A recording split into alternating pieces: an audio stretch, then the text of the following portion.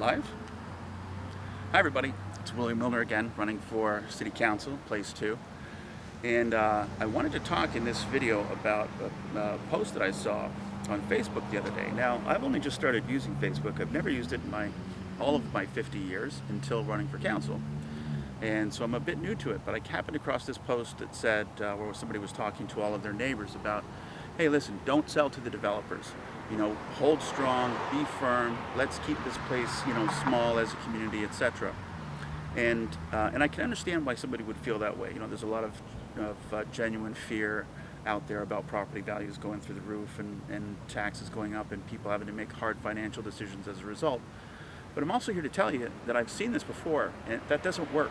Your neighbors are going to sell if we don't give them some other options. And we do have other options, or I do. I'm going to share those in another video. It's going to be a lot longer than this one. But for now, I want to share this story that happened that I saw firsthand in 2010.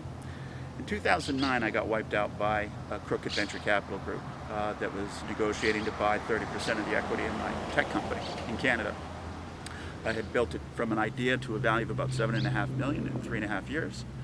They were negotiating to buy 30%, and they defaulted halfway through because they didn't have the money and they had lied on their disclosure documents in the purchase and sale agreement for that equity.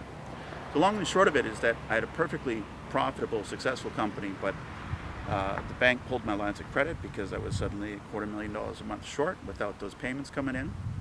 And my perfectly successful and valuable company was destroyed because of the fact that this was happening in the middle of that Great Recession.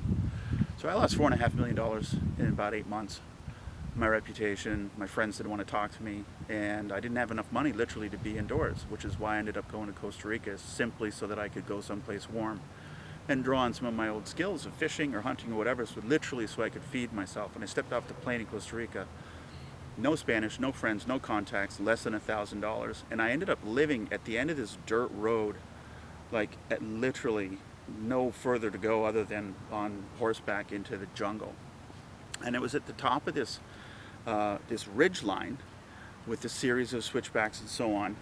And what's really interesting is that at the bottom of that ridge line was a tiny little town called El Castillo. And there was a school there and something of a church, and all the kids in that area would walk to go to that school. There was a store there that was basically just in somebody's house. And, but that's where whatever culture there was there. Well, about 1.5 miles up the switchbacks, there's a spot along the road where it was wide enough that we could get, when this pen's not cooperating, it was just wide enough there that there was room for 6 properties, 3 on each side of the road. And so crammed in there on either side, kind of dug in down a little bit, were these 6 houses. And the people who lived in those houses had an unbelievable view of the Arno volcano, just extraordinary. This was back at a time when it was active almost every day. But they didn't see it that way. They thought it was a terrible location because they had to walk 1.5 miles up and down this hill every day.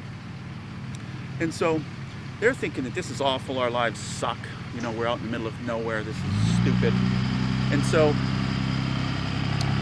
they were really quite happy when one of them suddenly got a knock on the door, and it was a retired U.S. Air Force colonel. And he had been exploring with his wife in a 4x4, gone up that road, and he had seen this side of the view of the volcano was over here. He ended up buying this one. I'm just going to call this the American Dude. Okay? So he bought that place. And he paid, I think it was $30,000 that he paid for that piece of property. Well, the guy that sold it for 30 grand was ecstatic. I mean, 30 grand, in a time when the average mean income in Costa Rica was $5,000 a year for farm workers. This is the equivalent of what? 6 years worth of work in a single transaction. It meant that he could go down to the bottom of the hill, buy another place in town that was close to the school, close to the church, close to the store. His kids didn't have to walk 1.5 miles every time they needed something from the store. And he was a big shot. Well, the rest of these people around here hated him. They're like, what was so great about your property? Why did you get all that money? And so they made a pact, these 5. The remaining 5 made a pact, and they said under no circumstances Well, we let our little group here, you know, they're all families of about the same age. All kids all walked up and down the hill to school every day together. They were over at each other's houses. It was almost like having their own little neighborhood. And they're like, we're not going to let any more damn foreigners tear apart our community by selling any more of these lots. Until this guy's best friend came for a visit. And he said to him, I'm moving in next to you. I'm building a place too.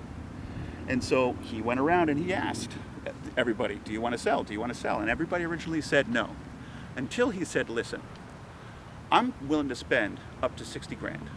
The first person who comes to me out of you 5 and says you're ready to sell is going to get 60 grand, twice what the other guy got.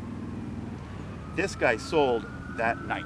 I mean, he was like, yeah, I love you all, but that's 12 years worth of work, and I get to move down into the village too. And it's exactly what he did. Everybody here hated this guy. This guy even hated this guy because this guy got twice the money that guy got.